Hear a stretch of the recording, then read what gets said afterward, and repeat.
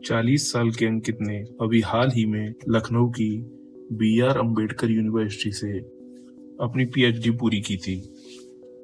Although वो अपने PhD के 6 दोस्तों से रेगुलर बेसिस पे बात करता था और जब भी मौका मिलता था वो लोग मिलते भी थे, लेकिन कुछ दिन से अंकित ना अपने दोस्तों का कॉल पिक कर रहा था और ना ही उनसे मिलने आता था।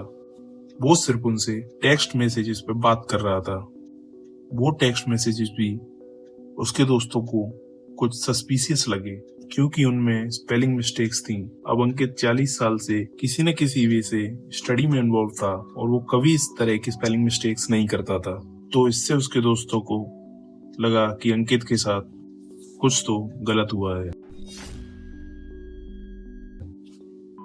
Hello everyone and welcome to today's case revolving around Ankit Khokar murder.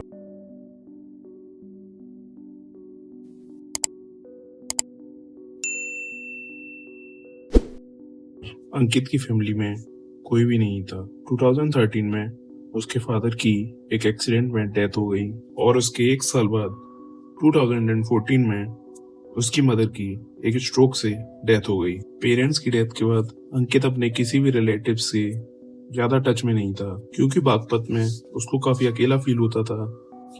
इसलिए वो वहां से गाजियाबाद एक रेंटेड घर में शिफ्ट हो गया। अंकित के फ्रेंड्स ने बताया कि जब वो उससे पूछते कि उसने शादी क्यों नहीं की तो उनको जवाब देता, I am already married with statics. Ankit एक वर्ल्ड क्लास प्रोफेसर बनना चाहता था, तो उसने पीएचडी के बाद अपनी आगे की पढ़ाई जर्मनी से करने की सोची। अब क्योंकि ना तो उसकी फैमिली में कोई था ना उसका कोई भाई बहन था, तो उसने ये डिसाइड किया कि वो अपनी बागपत की ancestral property including his house उस सबको बेचकर इंडिया से जाएगा और वो एक अच्छे डीलर को ढूंढने लगा। कुछ टाइम बाद उसको एक अच्छा डीलर मिला और एक अच्छी डील भी। उसने अपनी पूरी प्रॉपर्टी 1 करोड़ में बेच दी और उसने ये पैसा अपने बैंक अकाउंट में जमा करा दिया। सब कुछ सही चल रहा था जब तक अंकित के लैंडलॉर्ड गाजियाबाद में जिस घर में वो रह रहा था उसके मालिक उमेश शर्मा को अंकित के पास 1 करोड़ रुपए होने के बारे में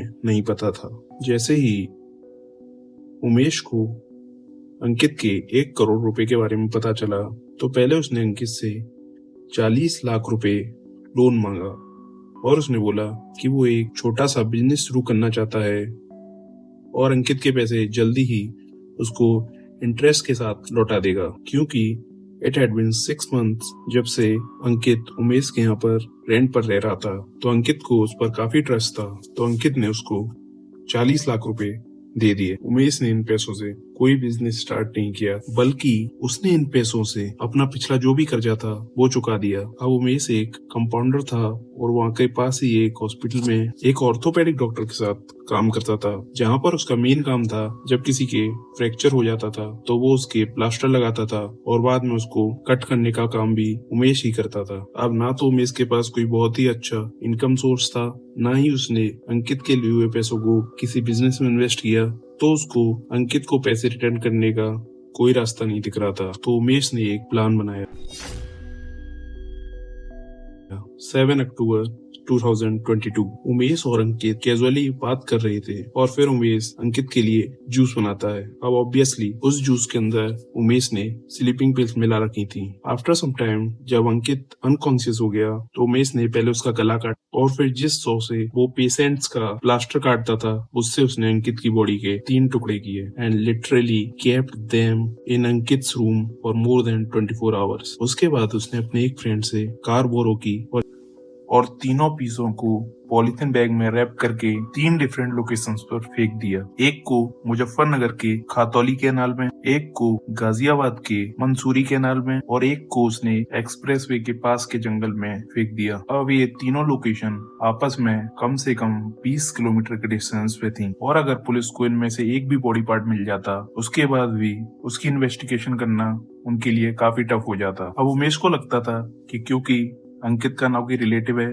ना उसकी कोई फैमिली है, तो कोई भी अंकित को ढूंढने की कोशिश नहीं करेगा और ना ही कोई पुलिस कंप्लेंट फाइल करेगा। लेकिन शायद उमेश को अंकित के 6 दोस्तों के बारे में नहीं पता था और जब उनको थोड़ा डाउट होने लगा तो उन्होंने अंकित के गाजियाबाद वाले रेंटेड हाउस पे जाने का डिसाइड किया। और जब वो वहाँ पर पहुंचे तो उमेश ने उनसे बोला कि अंकित तो यहाँ से कब का जा चुका है। तो अंकित के दोस्तों को लगा कि शायद अंकित बागपत लौट गया है, तो अंकित के 2 दोस्त अंकित के बागपत वाले घर पर गए और वहां जाके उनको पता चला कि अंकित ने तो अपना घर और अपनी सारी प्रॉपर्टी बेच दी है और अब उसके दोस्त कंफर्म हो गए थे कि अंकित के साथ कुछ गलत हुआ है। तो उन्होंने 11 दिसंबर को मोदी नगर एरिया के पुलिस स्टेशन में FIR फाइल की। जब पुलिस ने अपनी इन्वेस्टिगेशन स्टार्ट की तो उन्होंने जब अंकित का मोबाइल ट्रैक किया तो उन्होंने देखा कि अंकित तो पिछले 2 महीने से कंटिन्यूस ट्रेवल कर रहा है। इसी के साथ जब पुलिस ने अंकित की अकाउंट डिटेल्स निकलवाई तो उन्होंने देखा कि पिछले 2 महीने के अंदर अंकित ने अपने अकाउंट से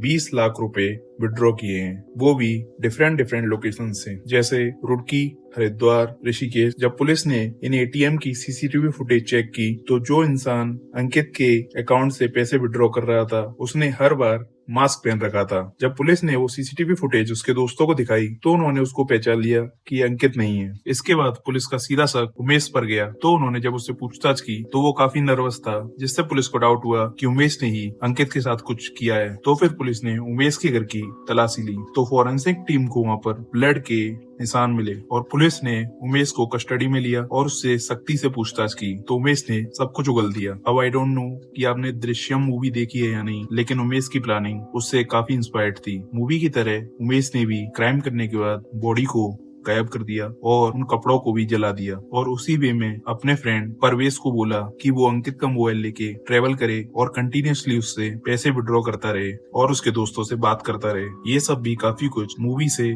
सिमिलर है। पुलिस ने परवेश और उमेश दोनों को अरेस्ट किया। पुलिस ने बताया कि उमेश ने पेशेंट के प्लास्टर काटने वाली सॉ से अंकित की बॉडी के टुकड़े किए क्योंकि वो उसे यूज करने में काफी ज्यादा एक्सपर्ट था। अप टू टुडेज डेट इस केस में शायद किसी को पनिशमेंट नहीं मिली है, लेकिन उन पर क्राइम प्रूवन है और चार्जशीट फाइल हो चुकी है। With that we are wrapping up today's case.